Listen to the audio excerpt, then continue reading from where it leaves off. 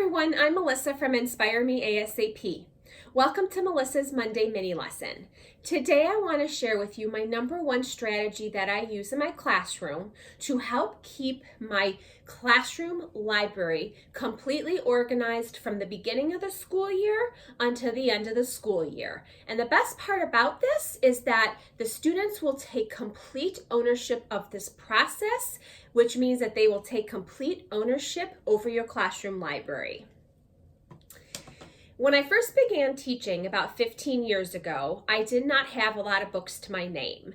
The books that I did have, however, I organized according to the Fountas and Pinnell book leveling system.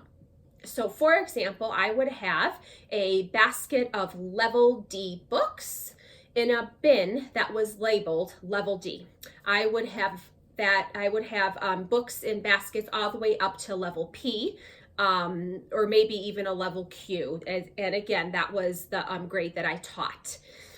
And the more that I taught, the more I began to reflect on that system.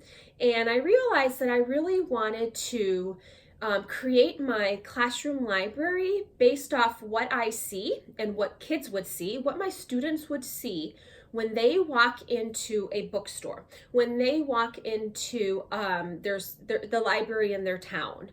I have then kind of organized how I had my classroom library in the past 5 years. And instead, I now have my classroom library organized according to the last name of the author. I have a fiction section in my classroom library, and I have a nonfiction section in my classroom library. And within those two sections, I have all my books organized by the author's last name. So for example, Kate DiCamillo, all the books that I have of hers would be in that same section together on the fiction shelf. One neat thing that the kids realize is they learn real quick who the most popular authors are and how they have sometimes different books that they are writing. So for example, Kate DiCamillo, we love your Mercy Watson series, but then we also love some of your other books later on in the school year. So that's just some fun connections that they make when you organize it that way, according to the author's last name. As the amount of books that I had in my classroom library grew throughout the years, I noticed that my students were having no problems checking the books out, taking them, reading them. But the problem came when they had to return the books. They did not remember where they got the book, from what shelf, and then what would happen is that I would have all of the books just kind of shoved everywhere because they didn't remember where they got the book. So what I decided is that I needed some sort of system to help the students remember exactly where they got that book from. Ever since I have introduced these classroom library stick holders, I have not had to spend any of my time, other than at the very beginning of the year getting the books on the shelves or taking them down. I don't really spend any of my time in the classroom library organizing it. And I shouldn't be. I'm not the one who's in there reading the books. My students are. So what I noticed is after I taught this process to them, it really did encourage them to take complete ownership of the classroom library, which is an awesome benefit to using some sort of organizational system. So here's how it works. I give, to start with, when I'm teaching the lesson about how to use this, I have one stick holder for every student in my classroom, and I have a class list of all students broken down by their number. The first day that we introduce this, students go to the first week that I introduce this, the students go on their assigned shopping day. We created that shopping schedule in one of our previous mini lessons. They go to the classroom library to check out one book at a time. I should rephrase that, not one at a time. I have a group of students going at the same time according to the table that they sit, but they check out one book for the first time that they go to the classroom library.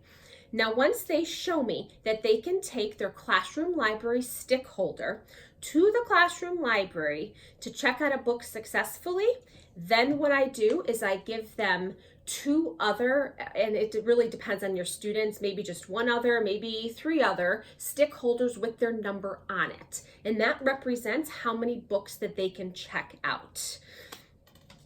If we were to pretend that this was a bookshelf, if my student was to check out one of the Mercy Watson books, all they would do is take their stick holder, place it in the spot of the book, take the book out, and that is it. This stick holder keeps the book's spot so they know exactly where to put it when they return it. This process has really helped my students know if I have 6 different bookshelves in the classroom, where to go and how to put it back correctly. One other thing that you might also want to try with your students is I have a classroom library book checkout binder. And this is just a very simple way where they can write down their name, the book title that they're checking out, the date that they checked it out, and then the date that they returned that. And this is just another way for you to keep track of all the books that are going in and out of your classroom library.